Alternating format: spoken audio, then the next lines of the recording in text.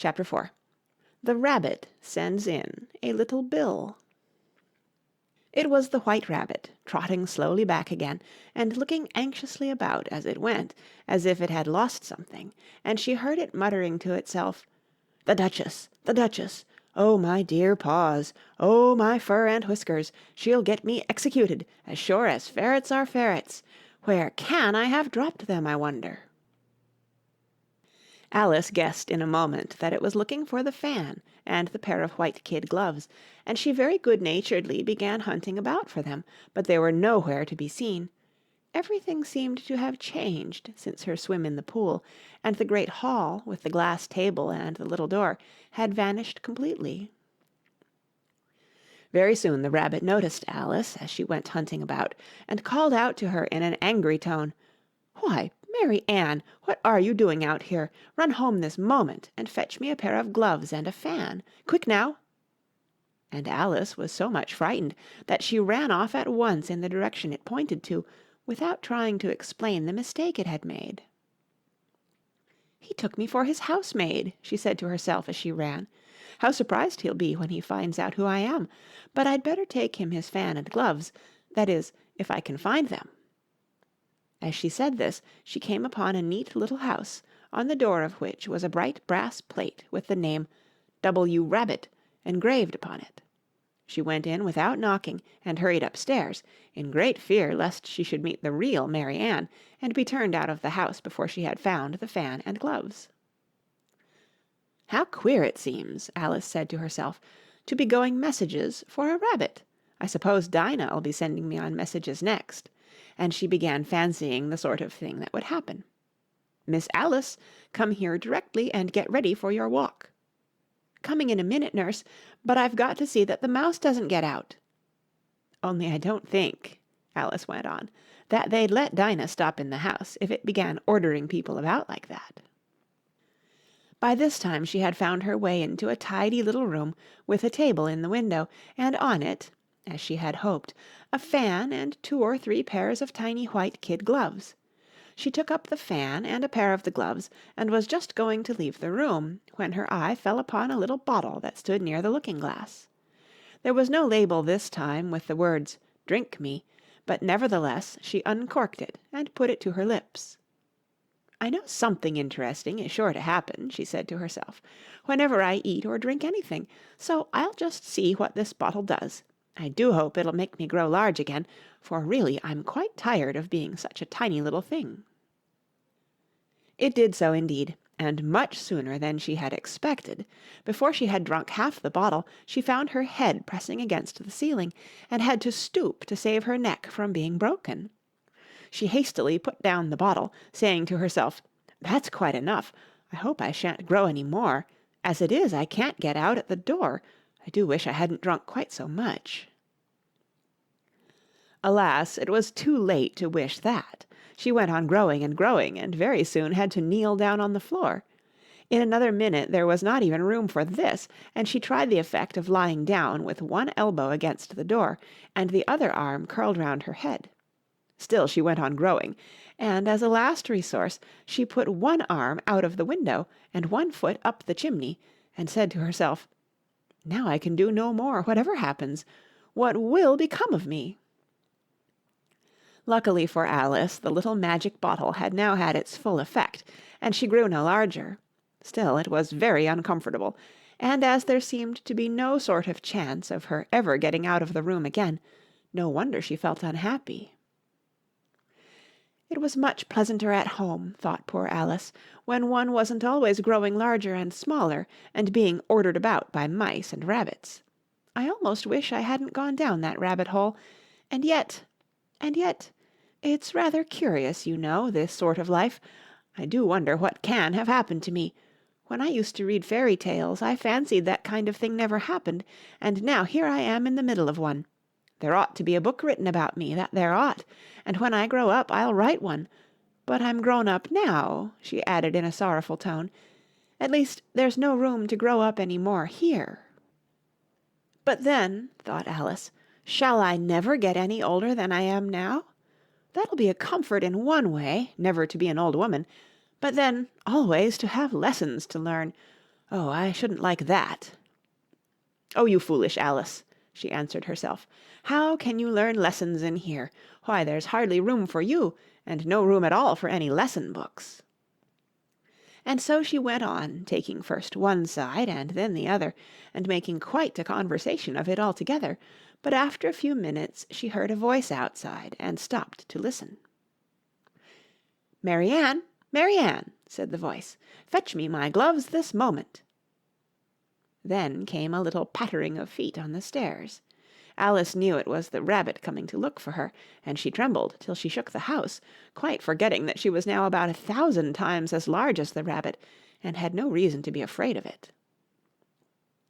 Presently the rabbit came up to the door and tried to open it, but, as the door opened inwards, and Alice's elbow was pressed hard against it, that attempt proved a failure. Alice heard it say to itself, "Then I'll go round and get in at the window." "That you won't," thought Alice, and, after waiting till she fancied she heard the rabbit just under the window, she suddenly spread out her hand and made a snatch in the air. She did not get hold of anything, but she heard a little shriek and a fall and a crash of broken glass, from which she concluded that it was just possible it had fallen into a cucumber frame or something of the sort. Next came an angry voice, the rabbit's, "Pat, Pat, where are you?" And then a voice she had never heard before, "Sure then I'm here, digging for apples, your honour." "Digging for apples, indeed," said the rabbit angrily. "Here, come and help me out of this." Sounds of more broken glass. "Now tell me, Pat, what's that in the window?" "Sure, it's an arm, your honour." He pronounced it arum. "An arm, you goose! Who ever saw one that size? Why, it fills the whole window." "Sure it does, your honour, but it's an arm for all that." "Well, it's got no business there, at any rate. Go and take it away." There was a long silence after this, and Alice could only hear whispers now and then, such as, "Sure, I don't like it, your honour, at all, at all." "Do as I tell you, you coward." And at last she spread out her hand again, and made another snatch in the air. This time there were 2 little shrieks, and more sounds of broken glass. "What a number of cucumber frames there must be," thought Alice. "I wonder what they'll do next. As for pulling me out of the window, I only wish they could. I'm sure I don't want to stay in here any longer." She waited for some time without hearing anything more.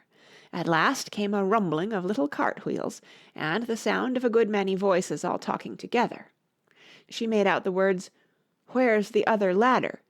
Why, I hadn't to bring but one. Bill's got the other. Bill, fetch it here, lad. Here, put 'em up at this corner. No, tie 'em together first. They don't reach half high enough yet. Oh, they'll do well enough. Don't be particular. Here, Bill, catch hold of this rope. Will the roof bear? Mind that loose slate. Oh, it's coming down. Heads below." A loud crash. "Now, who did that? It was Bill, I fancy. Who's to go down the chimney? Nay, I shan't. You do it. That I won't, then. Bill's to go down. Here, Bill. The master says you're to go down the chimney." "Oh, so Bill's got to come down the chimney, has he?" said Alice to herself. "Shy, they seem to put everything upon Bill. I wouldn't be in Bill's place for a good deal. This fireplace is narrow, to be sure, but I think I can kick a little." She drew her foot as far down the chimney as she could, and waited till she heard a little animal, she couldn't guess of what sort it was, scratching and scrambling about in the chimney close above her. Then, saying to herself, "This is Bill," she gave one sharp kick, and waited to see what would happen next. The first thing she heard was a general chorus of, "There goes Bill!" Then the rabbit's voice along, "Catch him, you by the hedge!" Then silence, and then another confusion of voices. "Hold up his head! Brandy now! Don't choke him! How was it, old fellow? What happened to you? Tell us all about it." Last came a little feeble squeaking voice. "That's Bill," thought Alice. "Well, I hardly know. No more, thank ye. I'm better now, but I'm a deal too flustered to tell you. All I know is, Something comes at me like a jack-in-the-box, and up I goes like a skyrocket." "So you did, old fellow," said the others. "We must burn the house down," said the Rabbit's voice, and Alice called out as loud as she could, "If you do, I'll set Dinah at you." There was a dead silence instantly, and Alice thought to herself, "I wonder what they will do next. If they had any sense, they'd take the roof off." After a minute or two they began moving about again, and Alice heard the Rabbit say, "A barrowful will do to begin with." A barrowful of what? thought Alice, but she had not long to doubt, for the next moment a shower of little pebbles came rattling in at the window, and some of them hit her in the face. "I'll put a stop to this," she said to herself, and shouted out, "You'd better not do that again," which produced another dead silence. Alice noticed with some surprise that the pebbles were all turning into little cakes as they lay on the floor, and a bright idea came into her head. "If I eat one of these cakes," she thought, "it's sure to make some change in my size, and as it can't possibly make me larger, it must make me smaller, I suppose." So she swallowed one of the cakes, and was delighted to find that she began shrinking directly. As soon as she was small enough to get through the door, she ran out of the house and found quite a crowd of little animals and birds waiting outside. The poor little lizard, Bill, was in the middle, being held up by 2 guinea pigs, who were giving it something out of a bottle. They all made a rush at Alice the moment she appeared, but she ran off as hard as she could, and soon found herself safe in a thick wood. "The first thing I've got to do," said Alice to herself, as she wandered about in the wood, "is to grow to my right size again, and the second thing is to find my way into that lovely garden. I think that will be the best plan." It sounded an excellent plan, no doubt, and very neatly and simply arranged. The only difficulty was that she had not the smallest idea how to set about it, and while she was peering about anxiously among the trees, a little sharp bark just over her head made her look up in a great hurry. An enormous puppy was looking down at her with large round eyes, and feebly stretching out one paw, trying to touch her. "Poor little thing," said Alice in a coaxing tone, and she tried hard to whistle to it, but she was terribly frightened all the time at the thought that it might be hungry, in which case it would be very likely to eat her up, in spite of all her coaxing. Hardly knowing what she did, she picked up a little bit of stick and held it out to the puppy, whereupon the puppy jumped into the air off all its feet at once with a yelp of delight, and rushed at the stick and made believe to worry it. Then Alice dodged behind a great thistle to keep herself from being run over, and the moment she appeared on the other side the puppy made another rush at the stick, and tumbled head over heels in its hurry to get hold of it. Then Alice, thinking it was very like having a game of play with a cart-horse, and expecting every moment to be trampled under its feet, ran round the thistle again. Then the puppy began a series of short charges at the stick, running a very little way forwards each time, and a long way back, and barking hoarsely all the while, till at last it sat down a good way off, panting, with its tongue hanging out of its mouth, and its great eyes half shut. This seemed to Alice a good opportunity for making her escape, so she set off at once, and ran till she was quite tired and out of breath, and till the puppy's bark sounded quite faint in the distance. "And yet what a dear little puppy it was," said Alice, as she leant against a buttercup to rest herself, and fanned herself with one of the leaves. "I should have liked teaching it tricks very much, if I'd only been the right size to do it. Oh dear, I'd nearly forgotten that I've got to grow up again. Let me see. How is it to be managed? I suppose I ought to eat or drink something or other, but the great question is, what?" The great question certainly was, what? Alice looked all round her, at the flowers and the blades of grass, but she did not see anything that looked like the right thing to eat or drink, under the circumstances. There was a large mushroom growing near her, about the same height as herself, and when she had looked under it, and on both sides of it, and behind it, it occurred to her that she might as well look and see what was on the top of it.